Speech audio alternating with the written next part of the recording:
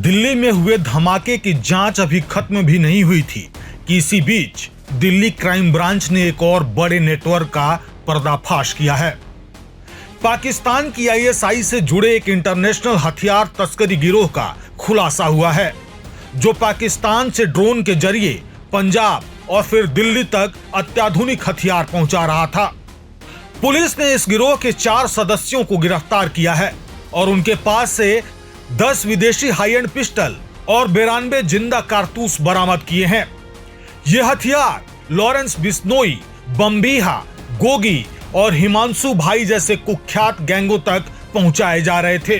Police के मुताबिक ये गिरोह तुर्की और चीन में बने हाई एंड पिस्टल पाकिस्तान भेजता था, वहीं से इन्हें ड्रोन के जरिए भारत में तस्करी कर लाया जाता था।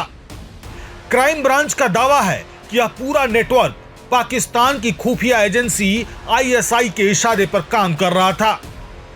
पहले हथियार पाकिस्तान पहुंचाए जाते और फिर उन्हें भारतीय सीमा में तस्करी कर भेजा जाता और अंत में दिल्ली एनसीआर और आसपास के राज्यों में गैंगस्टरों तक पहुंचाया जाता। अब पुलिस यह पता लगा रही है कि अब तक कितने हथियार भारत में बेचे जा चुके हैं और किन किन गैंगों के पास ये असलहे पहुंचे हैं। इसी बीच इंटेलिजेंस एजेंसी ने दिल्ली धमाके में और कई चौंकाने वाले खुलासे कर रही है। इस हमले में कम से कम 15 लोगों की मौत हुई थी। आत्मघाती हमलावर डॉक्टर उमर नबी था।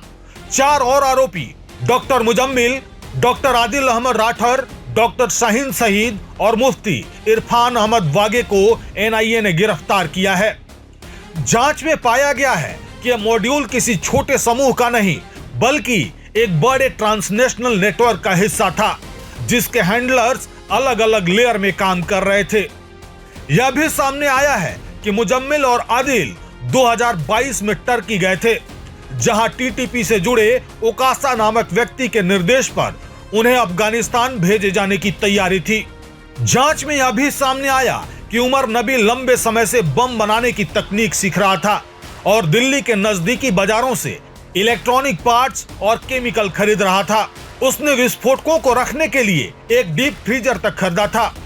फरीदाबाद की अल-फलाह यूनिवर्सिटी में उमर और मुजम्मिल के बीच पैसों को लेकर झगड़ा भी हुआ था, जिसके बाद उमर ने विस्फोटकों से भरी अपनी लाल कार मुजम्मिल को दे दी थी।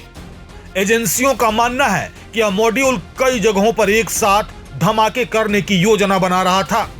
अब जांच एजेंसियां दोनों मामलों, हथियार तस्करी गिरोह और दिल्ली ब्लास्ट मॉड्यूल के संभावित लिंक, फंडिंग नेटवर्क और विदेशी हैंडलर्स की भूमिका की गहराई से पड़ताल कर रही है।